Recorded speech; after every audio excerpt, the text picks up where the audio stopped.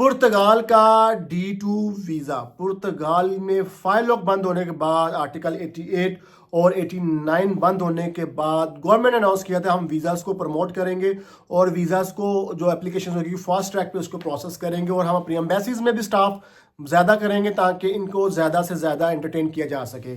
और अब जो लोग हैं वो भागना शुरू हो गए। दो वीज़ा कैटेगरीज के ऊपर जो ज़्यादा एप्लीकेशंस आ रही हैं, एक D2 वीज़ा और एक D7 वीज़ा एक अलग कैटेगरी है, उसको नेक्स्ट वीडियो में डिस्कस कर लेंगे। इस वीडियो में हम डिस्कस करेंगे D2 वीज़ा है क्या, एक नॉर्मल सा एक ओवरव्यू दूंगा आपको कि D2 वीज़ा है क्या, कौन लोग क्वालिफाई करते हैं इस वीज़ा के लिए। वीडियो कंटिन्यू करने से पहले सबसे रिक्वेस्ट है कि चैनल सब्सक्राइब लाजमी कर दीजिएगा। अगर आपको कोई लीगल असिस्टेंस चाहिए तो आप मेरी टीम से कांटेक्ट कर सकते हैं। बायो में डिस्क्रिप्शन में ऑफिस का कांटेक्ट डिटेल मौजूद है, वेबसाइट है, वहां से भी आप डायरेक्टली कांटेक्ट कर सकते हैं टीम के साथ बाय ईमेल और फोन पे व्हाट्सएप पे भी कांटेक्ट कर सकते हैं। दुबई वाले ऑफिस में भी कांटेक्ट कर सकते हैं। पुर्तगाल का अगर D2 वीज़ा आपने अप्लाई करना थ्रू पोर्चुगीज लॉयर, आपका वीज़ा भी अप्लाई करवा देंगे। अच्छा, बात ऐसे है कि पुर्तगाल का D2 वीज़ा ये पहले भी कैटेगरीज थी, ये वीज़ाज थे, लेकिन लोगों का रुझान इस तरफ नहीं था और बहुत से लोगों को इन कैटेगरीज का पता भी नहीं था, तो वही आर्टिकल 88 और 89 की तरफ लोग भाग रहे थे सिंपली। तो अब जब वो वीज़ा वो ये कैटेगरीज बंद हो गई तो अब लोगों ने कहा कि भाई हम अब इस तरफ जाएं। अब D2 वीज़ा है क्या, एंटरप्रेन्योरशिप है। एंटरप्रेन्योरशिप खैर वो एक डिफरेंट टॉपिक है, उसको हम नहीं करेंगे। हम वीज़ा कैटेगरी को डिस्कस करने जा रहे हैं एज अ एंटरप्रेन्योर। जब आप यूरोप आते हैं तो यूरोप आपने एक इनोवेशन और एक बड़ा सॉलिड सा बिजनेस प्लान देना होता है। अब यहाँ पे बेसिक जो रिक्वायरमेंट आपको बता देता हूँ, उसके बाद फिर इसको मज़ीद डिस्कस करते हैं। बिजनेस D2 वीज़ा के अंदर जो एंटरप्रेन्योर वीज़ा है, इसके अंदर भाई आपको अपनी कंपनी फॉर्म करनी होती है।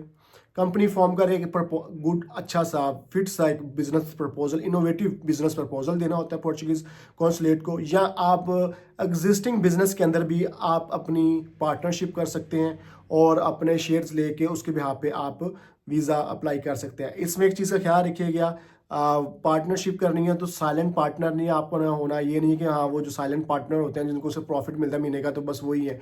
आपने ऑपरेशंस के अंदर कंट्रीब्यूशन करना है। आपने उस ऑपरेशंस जो आपके चल रहे हैं एग्जिस्टिंग कंपनी के, उसके अंदर आपने पार्टिसिपेट करना जाके, ये चीज़ का ख्याल रखिएगा, फिर ही वीज़ा लगेगा। साइलेंट पार्टनर्स को वीज़ा नहीं मिलता, ये इस चीज़ का बहुत ज़्यादा ख्याल रखिएगा, वो वीज़ा रिफ्यूज़ हो जाता है।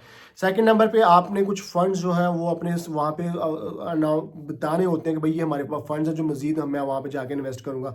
अब फंड्स के ऊपर लोग कहते हैं कि भाई पोर्चुगीज जो वेबसाइट है वहाँ में 5,000 यूरो लिखा हुआ है। भाई 5,000 यूरो में कुछ नहीं होता, खुदा दे बंदे। 5,000 यूरो पाकिस्तानी कितना बनता है, 15 लाख रुपया।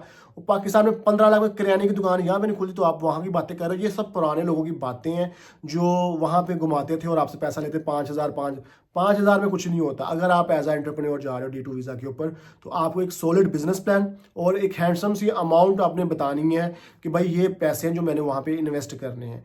बिजनेस प्लान कैसा होना चाहिए? बिजनेस प्लान ये नहीं होना चाहिए कि मैं पिज़्ज़ा की शॉप खोलने जा रहा हूँ, मैं किराने की दुकान खोलने जा रहा हूँ, मैं वह जूस कॉर्नर खोलने जा रहा हूँ। भाई ऐसे बिजनेस नहीं चाहिए उनको, ऐसे एंटरप्रेन्योर्स नहीं चाहिए। इनको कौन से एंटरप्रेन्योर्स चाहिए? वो जो यूनिक आइडिया लेके आए, यूनिक माइंड के साथ आए, जो फास्ट ग्रोइंग बिजनेसेस हो, टेक कह लें, टेक्नोलॉजी कह लें, फिनटेक कह लें, इस तरह की जो बिजनेसेस हैं उनको ज़्यादा प्रमोट किया जाता है यूरोप के अंदर। आफ्टर कोविड की बात कर रहा हूँ।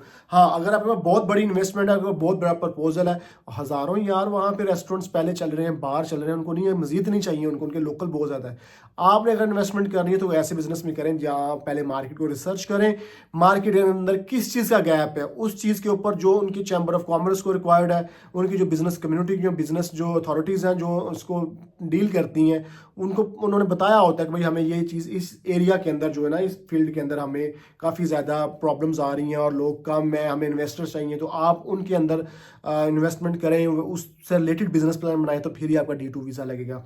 अब D2 वीज़ा के लिए भाई सीन ये है कि पाकिस्तान में जो अपॉइंटमेंट है वो सबसे बड़ा मसला है।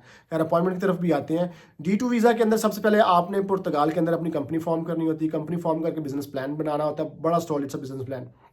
ये दो चीज़ें होगी, या एग्जिस्टिंग कंपनी के शेयर्स खरीद लें, लेकिन कंपनी सॉलिड कंपनी होनी चाहिए। ये नहीं है डोनर और ये वो चीज़ें, ये डोनर में पिज़्ज़ा शॉप छोटी सी कहते हैं उसके, वो ले ली तो उस पर वीज़ा लग जाएगा। थर्ड नंबर पे आपने अपने फंड्स शो करने हैं। फंड शो करके आपने पुर्तगाल में बैंक अकाउंट ओपन करना है। बैंक अकाउंट ओपन करके अपने कुछ फंड्स, पर्सनल और कंपनी अकाउंट ओपन होगा।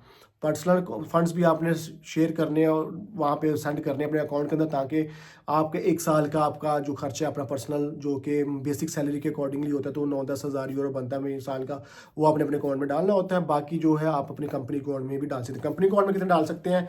लोग कहते हैं 5,000 लिखा है वहाँ पर, भाई 5,000 से कुछ भी नहीं होता। 5,000 यूरो से भाई आपका एक टूर अरेंज होता है छोटा सा। आप एज अ टूरिस्ट जाए तो आप बिजनेस करने जा रहे हैं तो भाई पैसे होने चाहिए ना। मिनिमम जो है, जो सॉलिड, जो हमने जो एनालिसिस किया, जो स्टडी की है इस चीज़ के ऊपर, कम से कम 20-25 हज़ार यूरो तो भाई आप मिनिमम, आपके ये मिनिमम बता रहा हूँ, कोई इतनी अच्छा नहीं बता रहा अमाउंट, मिनिमम बता रहा हूँ, इतना तो होना चाहिए। लेकिन अगर मैक्सिमम हो जाए तो वेल एंड गुड है।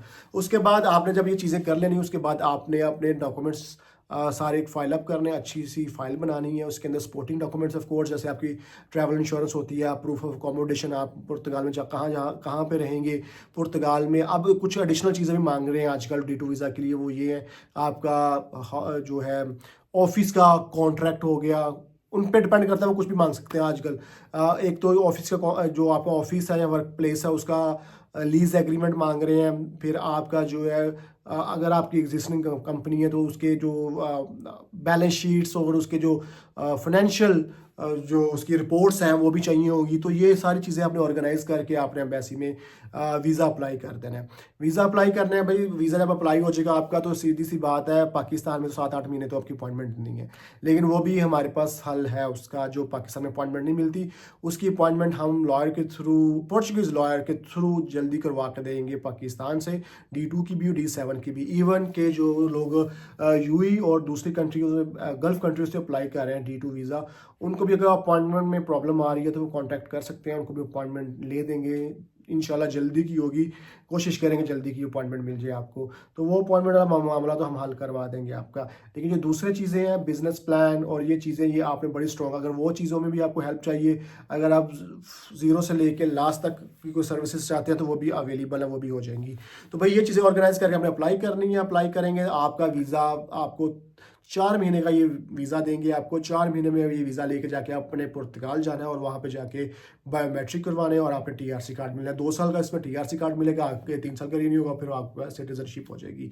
ये भाई D2 का छोटा सा एक ओवरव्यू दिया आपको। बाकी इंशाल्लाह डिटेल इसके पॉइंट, जो आज लोगों के रिफ्यूज़ल आ रहे हैं, लोगों के अप्रूवल आ रहे हैं, कौन सा बिजनेस प्लान है, रिफ्यूज़ल क्यों आ रहे हैं, गलतियाँ के बहुत से केसेस मेरे पास ऑलरेडी D2 के आ चुके हैं।